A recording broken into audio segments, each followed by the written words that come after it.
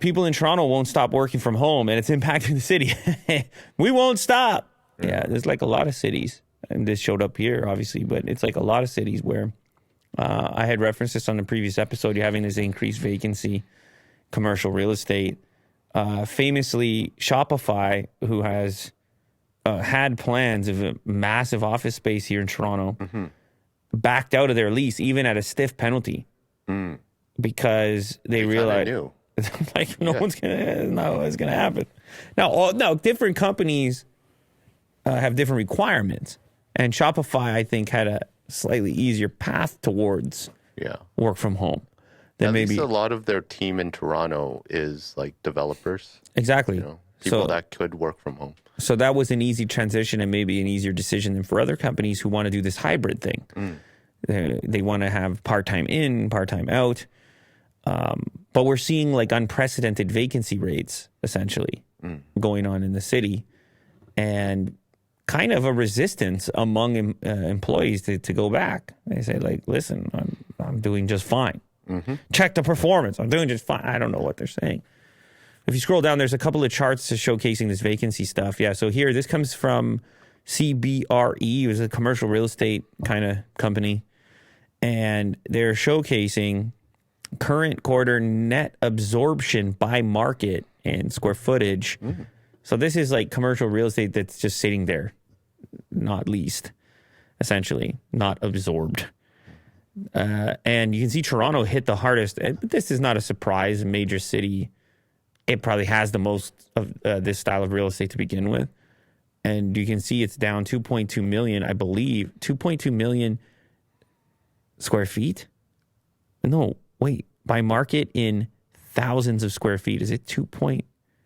Jeez. I don't even want to try to speculate what this is. Defined, speaking of net absorption, it's defined as, scroll back up, defined as the sum of square feet that became physically unoccupied minus the sum of square feet that became physically vacant during a specific period. In the thousands. Toronto is quite a negative space, like way more so than other major and minor cities in Canada, as evidenced by the graph below. I don't know what that total number actually is, because the other ones are like 537. Are we really talking about 2.2 million? That's like, if it's a real graph, it keeps going. Yeah, I think that's why they put the lines in it there. Yeah. The commercial real estate juggernaut explains the significance of these trends for markets like Toronto and Vancouver, noting that only 3 years ago, tenants in search of a typical 5,000 square foot unit may have had fewer than 5 options in either of these cities. Today, options are much more numerous, and companies now have the opportunity to find spaces that align with their identity. Faced with higher vacancies, increasingly fewer projects have commenced construction in recent years. Currently, 11.2 million square feet, the active development pipeline, is equal to 2.3% of inventory and is at its lowest point since 2017. New project starts are only really being seen in the suburbs. Well, let me put this out there, Will. And I mean, maybe this is anecdotal, but maybe you're seeing this around you. If you're working from home, why you want to be in a condo in the city? For the same amount of money where you could be anywhere with an internet connection. You're going to start to sprawl out, aren't you? Sure, yeah. And as evidenced by all these new developments going in, there's got to be a demand for people essentially evacuating.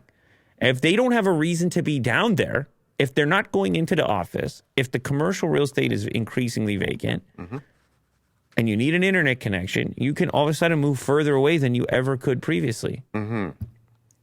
And some people were like, oh, maybe it's just COVID. Maybe it's just COVID.